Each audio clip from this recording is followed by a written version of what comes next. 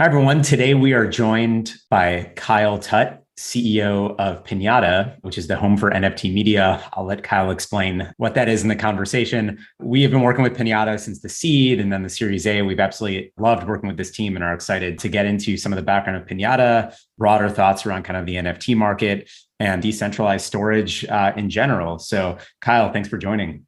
Yeah, absolutely. Happy to be here. So maybe a good place to start, Kyle, would be giving folks an overview of your background and kind of what initially led you down the NFT rabbit hole. Yeah, absolutely. So, like many in the crypto space, I got into this because I had bought some Bitcoin back in the day, and then ultimately ended up getting interested in Ethereum. So, in 2015, I had bought Bitcoin, but I'm not really like a crypto finance trader guy. I've always wanted to build my own company. And so, I was playing around with it, but I was really just in it to kind of figure out what the technology is. And so Ethereum was really, really interesting to me with smart contracts in 2016. At the time, I was working at my first job out of college, which was at a motorsports startup where we were working with, professional race teams around audio communications. So completely outside the realm of blockchain and crypto. But, I was spending my nights and weekends learning about crypto and what it could do.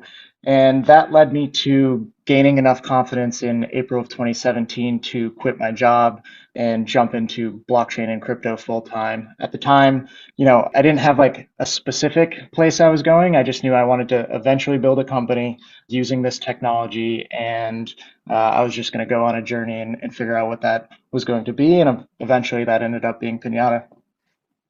Awesome. All right. So let's get into Pinata. Like it started at ETH Berlin Hackathon. Tell us kind of the backstory there and kind of what was the spark that actually led you down this path with Pinata.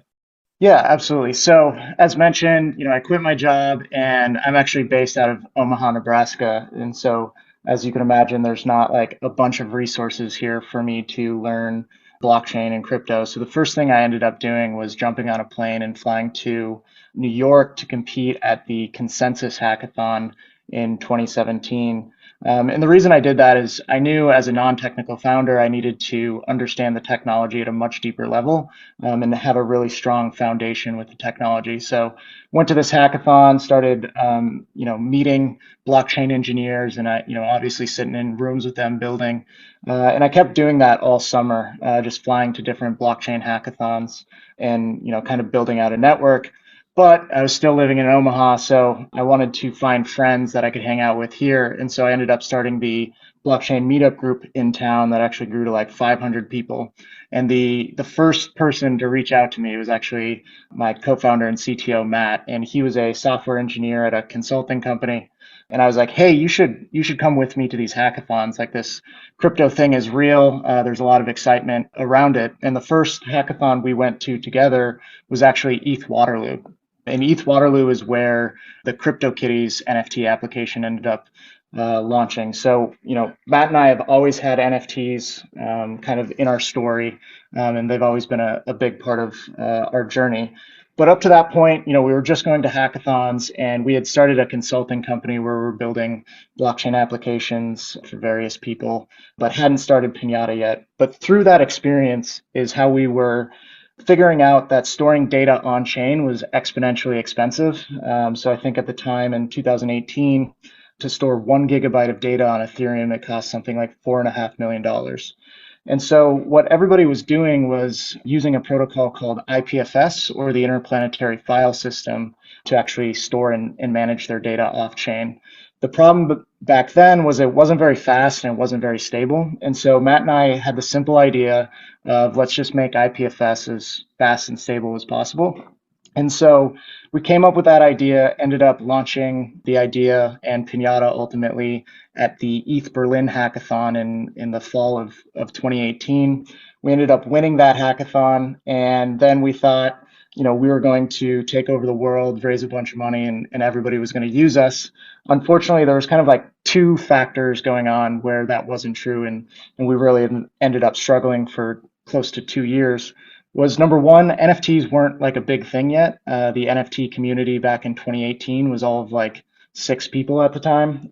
And the other thing was it was a crypto winter. So we were struggling with people were kind of moving out of the space. There wasn't a lot of hype. And so we just weren't able to get a bunch of users. And we effectively had to just keep going, keep calling people, keep trying to find use cases for us until in 2020 we started to see the NFT market start to take off, and then our success followed. Nate at Offline Ventures and I kind of found you in, was it March of 2021 when February 28th. I remember the like credit to Nate on that one, but we were starting to see these kind of, NFT projects and marketplaces kind of start to pop, and scoured through docs to look at what infrastructure was being used, and Pinata kept coming up. And so it felt like there was almost some ubiquity on NFT projects at the time, of Pinata within NFT projects at the time. But you had braved, as you mentioned, you'd braved through basically a few years of there being really not a whole lot of usage. Like, I'm curious in your mind and in the broader team, what gave you that conviction over that time? Because it feels like a pretty challenging space to kind of keep building within, with adoption kind of so limited. Our conviction was around the idea that we knew storing data on chain at scale was just never going to be something that was going to work. Blockchains are not good at storing data at scale. And so we just really needed some use case in the blockchain space to happen where they needed to store more data off chain. And that was obviously ended up being NFTs. But 2018, 2019, it was mostly kind of like DeFi applications, ERC20 tokens that aren't storing a bunch of data off chain. And so we really just needed the market to come to us. I always talk about it as, we were right, but when you're right and you're early, it's the same thing as being wrong. And we were wrong for close to 2 years. But if we weren't there early, if we weren't going to those hackathons, so 2018, 2019, 2020, we kept going to hackathons. We kept building our brand in the dev community by going to those hackathons. And then I spent every day just calling as many projects as I possibly could, talking to them about, why would they use Pinata? Why would they use IPFS or not? And what projects were they working on?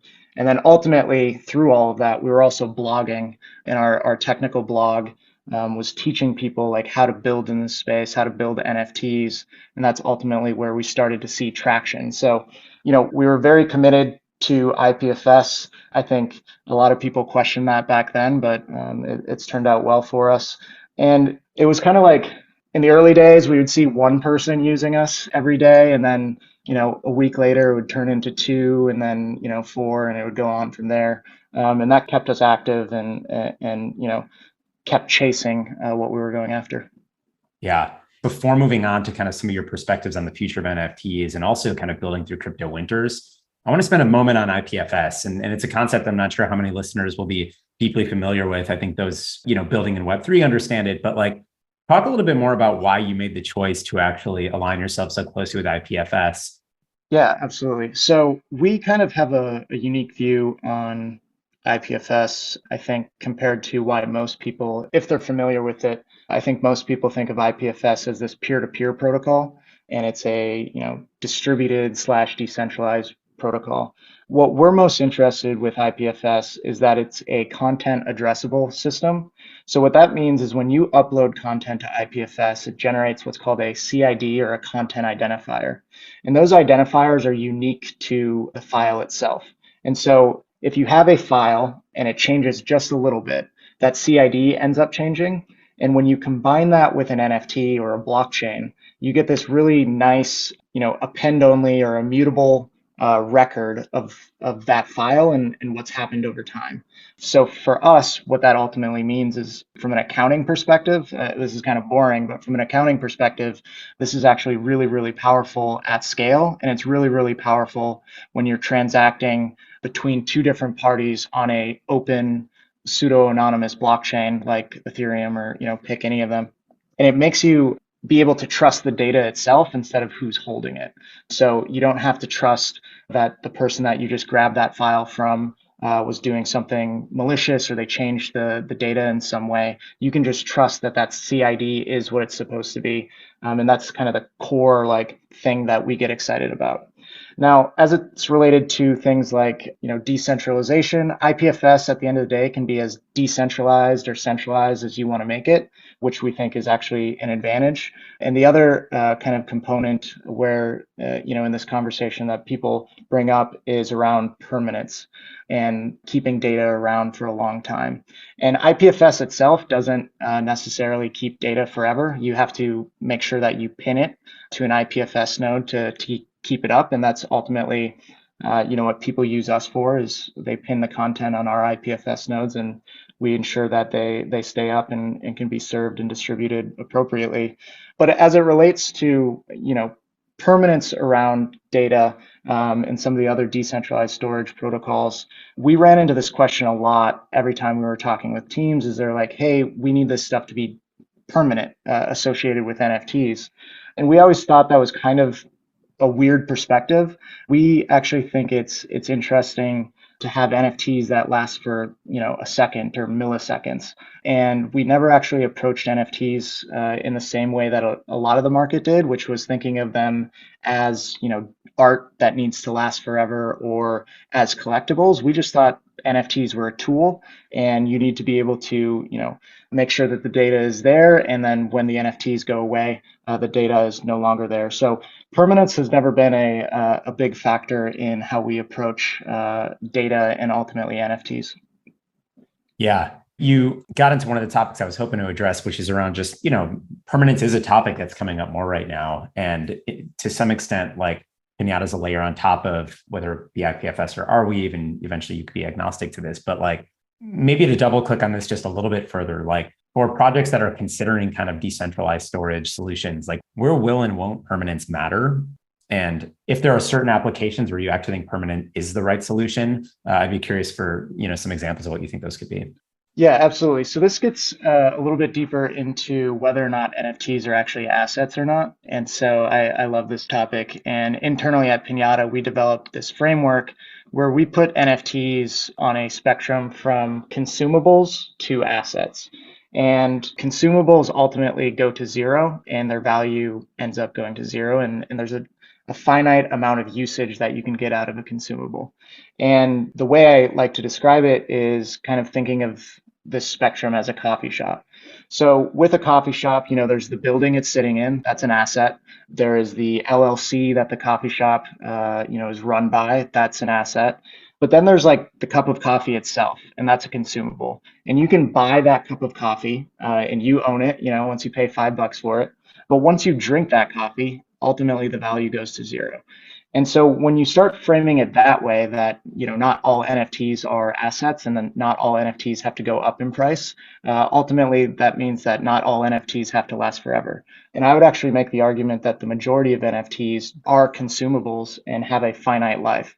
The other thing I think that you really have to kind of peel back is, in the early days of NFTs, there was a narrative going around that if an NFT lasts forever, it's more valuable. And we, again, kind of always thought that was silly in the sense that, just because a rock lasts forever doesn't mean it's necessarily more valuable, right? And so there's just kind of some threads, maybe driven by Twitter rhetoric, that have driven this idea that NFTs need to last forever. The other interesting thing that we started to see is people started burning NFTs. So they would just start basically deleting them or sending them to a burn account, and then they would disappear. And we started seeing that very early on outside of the art and collectible NFT market, but more of the permissioning market is kind of what I would call it. And so we've always kind of approached this as, at the end of the day, NFTs are just tools, and they're really good at exchanging data, moving data, being used as permissions, but doesn't ultimately mean that they have to last forever. And we think that ultimately there's a lot of good use cases where they won't. And then, I ended up writing a blog back in 2020 called Who is Responsible for NFT Data? And I posed the question, is Da Vinci responsible for the Mona Lisa today? And obviously the answer to that is no. Da Vinci is no longer with us, and the Louvre Museum is ultimately the one taking care of the NFT. And the point of that is that if something's important enough to keep around for a long time, people are going to ensure that it stays around. And with IPFS and that CID component I was talking about, it's actually very, very easy to transfer responsibility of an NFT to the next person. So when you buy an NFT from somebody else with IPFS and CIDs, ultimately you can ensure that it stays live and is around for as long as you need it to be. Great. So I think a lot of people rightfully look at Pinata as a pinning solution on top of IPFS or broadly related to storage. If you look at Pinata's vision early on versus kind of where the product's going right now, like what are some examples that kind of illustrate kind of where you think the opportunity is and maybe what that bodes for NFTs more broadly going forward? Yeah, absolutely. So when we first started, we were just, as you mentioned, just an IPFS pinning service, which is really no different than just being, data storage at the end of the day, but we were doing it on top of IPFS. Where NFTs took us and the needs of the market essentially is we started to realize that we had to get much more sophisticated around media and ensuring that we could distribute content at scale. So effectively, what we started to see is that these NFT projects were their own little media hubs or media brands, if you will, and they needed, Web 2 speed and Web 2 scale associated with whether it's images or videos or whatever the content is ultimately that these NFTs were. They need to be able to distribute that to millions of people. And so we had to start building functionality and scale so that these NFT projects, typically they start as a team of one or maybe three people, have the ability to go from nothing to millions of people viewing their content overnight. And it kind of brings up this interesting question of, if you can't sell a YouTube link as an NFT, then where are you ultimately going to distribute your content at? Or if you can't use Dropbox to distribute your content, where are you going to do it? And that answer ultimately ends up being Pinata for all of these projects. So that's kind of on the media side and the scale side. Where we then started to see the market going is that ultimately private content and IP control became extremely important. So, in the early days, it was like all of this data was public associated with NFTs, but what we've seen is it's now shifted to a significant portion of the market is using NFTs for this concept called token gating. And token gating is a simple idea of where you only serve or distribute the content based on whether or not you own the NFT. And so what happens is you basically give somebody content, it checks whether or not they own the token or the NFT in their wallet. If they do, they get access to the content. If they don't, then they're not able to view the content. And so we started to build out a feature called Submarine that allows NFT projects and marketplaces to easily token gate their content and serve content based on NFTs. Where that eventually kind of iterated to is this product called submarine.me, where we make it really, really easy for non-technical people to actually come in, token gate whatever type of content they want. They can token gate it across multiple chains and lock it down to whether it's at the, kind of the NFT. If it's 10,000 NFTs, they can do it for all 10,000, or they can actually lock it down to the individual NFT itself. And we think ultimately what that's doing in the kind of grand scheme of things is it allows creators and these NFT projects to build their own business models based on how they're locking down this content with NFTs. And it's really using these NFTs almost as a permissioning mechanism. So we're really excited to see what kind of business models can come out of that. What are some of your favorite examples so far of projects that are using maybe some of this more advanced functionality, if you will? The one other thing we saw is that people started actually uploading full applications to us. And so they were using NFTs, token gated NFTs to serve full applications like you'd, have on your phone or even on your desktop. And so we were actually seeing people use this functionality to token gate games is a big one, but we're also seeing people token gate music where they're actually serving, not just the file itself, but they're actually token gating a full basically experience around the song, right? So it's, it has a video and it kind of has a brand wrapped around this music player that's a full application that is ultimately being served through being attached to an NFT. Maybe if you think about kind of the broader NFT market in a 3 to 5 year time horizon, like what do you think looks most different about it than today? When Matt and I went to ETH Waterloo and saw CryptoKitties launch, the first thing I did is I came back to Omaha and I was like, all right, how do I apply this to something that I could describe to somebody in Omaha? And so the first thing I did is I wrote a blog in December of 2017 where I applied NFTs to farming. So I think it was like a use case for ERC 721 tokens, crypto farming, or something to that effect. And what I did is I created an NFT that represented an acre of land, and you were just using combine data, so the big tractors going through cornfields, they have a bunch of data flowing off them. And I was taking the data from those combines and attaching them to the NFT themselves. And so I initially thought that the use case for NFTs was going to be for transacting data between parties and not, media or gaming or anything like that. I was trying to apply it to IoT use cases, enterprise use cases, those types of things. And so at Pinata, the way we've always been thinking about it is what we just went through in the kind of mania of NFTs is obviously a use case, but we think ultimately that NFTs and IPFS can be used for all data and can be used to transact data. It can be used to permission data. And we think ultimately that all data is going to be attached to NFTs and ultimately uploaded to IPFS. And so, where we think it's going in the future is I kind of already talked about this, but full applications uploaded to attached to NFTs. As I mentioned, I do think IoT data is going to be transacted by being attached to NFTs. I think, algorithms and anything you can think of essentially that is a file or a folder can ultimately be attached to an NFT and it can be transacted. And that's, where we get really excited. And as it's related to kind of the NFT market itself and the way that we approached it. The unique thing about Pinata is, we've never actually minted NFTs. We've been kind of hands off in that regard. And we did that on purpose. And the reason for that is ultimately we didn't have a good grasp on, number one, which blockchain or blockchains was going to win. So we wanted to be kind of horizontally indexed across the whole market.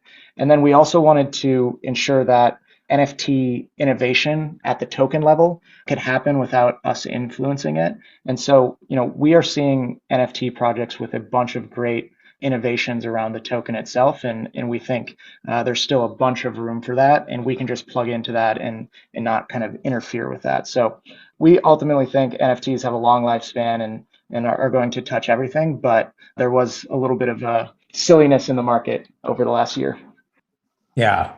I guess what advice might you have for other founders who are actually building through this winter, who maybe have not before? I know you're kind of a bit of a grizzled veteran here, kind of like all considered. So how would you kind of address them?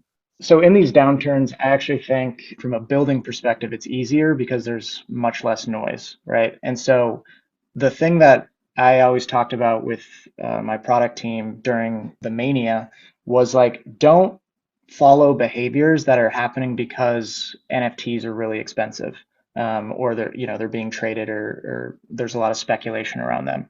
And so when you're in the hype bubble and the mania, you can accidentally build the product in the wrong direction because you're following a behavior that is not going to last over time.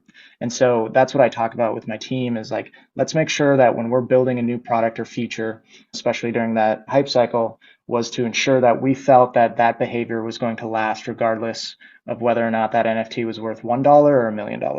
As you turn into the downturn, a lot of that noise goes away, and it's actually much clearer, I think, to be able to build and you can have conversations. Your voice carries farther. You can actually pick up the phone and talk with people. It's not so busy. I think right now is actually the greatest time to be entering this space. And it's where, ultimately Pinata built itself back in 2018 and 2019 was in those downturn. And ultimately what that looked like is, we were calling people, we were going to hackathons, and we were blogging about our experience. And that's where we were able to, build our brand, become trusted. Right now is a time where people will trust you more because you're in it not for the hype, you're in it for, better reasons. And so, yeah, I think it's a great time to enter. Yeah, I mean, this brings up a related topic, actually. Listeners might not know, but Kyle's based out of Omaha, and you've been building the team kind of in, I guess, what one might call a non-core market, Yep. which I think can be perhaps focusing, but also comes with its own kind of challenges. What have you learned in that journey in building a startup out of Omaha and kind of advice you might have to founders building outside of what we might call core markets? I have a person in Omaha who everybody obviously knows as Warren Buffett. He has a really good insight that I found out myself, and then I read in a book that he actually found out about it in 1956. And the insight is this: Warren Buffett used to actually be in Wall Street, and he was creating his career in Wall Street. And ultimately, what he ended up moving back to Omaha for was this concept that in Wall Street, he was just listening to all the rumors. And he needed an ability to go somewhere where he could think clearly without social validation or without kind of external kind of hype influencing his decision making. And so he ultimately in 1956 ended up moving back to Omaha because it gave him that space and kind of isolated him from the medias and from the hype. And so I've leveraged that a lot being in Omaha because you are isolated. Obviously, we have the internet and we have Twitter, and I can read everything everybody else is reading on Twitter as well. But I'm able to just kind of focus kind of on the core idea, and I have the space and room to really think about these ideas at a deep level. Now, that part is great. The part that's tough and I figured out how to solve for was, we don't have the best information. There's amazing information when you fly into San Francisco or Silicon Valley, and kind of I always talk about it as updating my cache on like what is the hottest topic, what are the new trends, who's building what, and why are they building it. Those things are really, really important, and I always try to make it back so that I can update my cache, and then I'll fly back to Omaha, think it through, think about, is that behavior going to happen for a long time, or is it kind of a short term behavior that is happening? So I think it can be a huge advantage if you use it right. You also have to build towards the strength of whatever city you're in. Not all cities are going to be the same. With Omaha and Nebraska in general, it's a very supportive community. They might not necessarily know what I'm doing. I couldn't quite describe it, but they do completely support me. And I use that to my advantage 100%. Whereas, if I was in a bigger city or something like that, maybe I wouldn't have had all the opportunities that I've had here. Yeah, I mean, it's phenomenal insights. Just to comment, like, I think Pinata from the outside, it seems, has done an exceptional job of having a mix of talent from different backgrounds and also kind of obsessing over this core problem. Like you mentioned, kind of submarine coming out of just kind of a, internal geek out session. Yep. And, you have the connectivity with a bunch of creators to be able to kind of test that concept out and see it through. So it feels like there is a mix there in terms of background and just kind of perspectives. What advice might you give to kind of founders starting in Web3 right now who may or may not be from the background as they think about composition of team? My co-founder and I are in Omaha. Matt is here as well, but we are a fully distributed team, and we leaned completely into that. Part of that is because like a lot of our success happened during COVID, but the other reason I did that is because it's a very strong way to build diversity of thought in your team. And so we have people across, I think, 20, we're a team of 45 today. We're in 20 different states in 8 or 9 different countries, is where our talent base is coming from. And ultimately, what that gives you is a bunch of kind of data collection people who have a different perspective on the world, and are thinking in a different way and are able to approach problems in unique ways that other people aren't. And we try to lean into that as much as possible. And I think when I think of Web3 and decentralization, I think, that's kind of like a core tenet of it is like, how do you develop different thought processes and lean into that? And I think if I was going to say anything, it's like, lean into the uniqueness of Web3. It is a different way of thinking compared to Web2, and use that to your advantage. That ultimately is where all the fun is. I always kind of talk about it like with Web3, you can't Google the answers. You have to come up with them yourself. And that's the most fun part. The other thing, at Pinata we talk about a lot is we're not going to beat Google at their own game, or, pick a Web2 company. We're not going to beat them at their own game. We have to play our own game. And so we talk about this concept of counterculture and, how do we build a game that we know how to play that other people have to play with us versus playing theirs. And that's ultimately, where things like margin come from. And that's where innovation is going to be. Yeah. Well, Kyle, this has been an awesome conversation. Before we wrap, are there any shout outs you want to give to anyone who's curious about Pinata or kind of any folks out there who might be interested in the space more broadly? You can find Pinata at pinata.cloud, and then I'm on Twitter at Kyle Tut, KYLETUT. And in the space, I think ultimately you just have to be curious right now and make sure that you go out and learn as much as you can. A great way to do that would be to check out our technical blog on Medium and start building. Thanks, Cal. It's been a great chat and honor to work with you, chat with you as always. Thanks for coming on. Absolutely. Thanks, Mike. That concludes this episode of Gray Matter. If you like what you hear, please subscribe wherever you get your podcasts. And please be sure to leave a 5-star review and any feedback you may have. You can also find all content on our website, greylock.com, and you can follow us on Twitter at GreylockVC. I'm Heather Mack. Thanks for listening.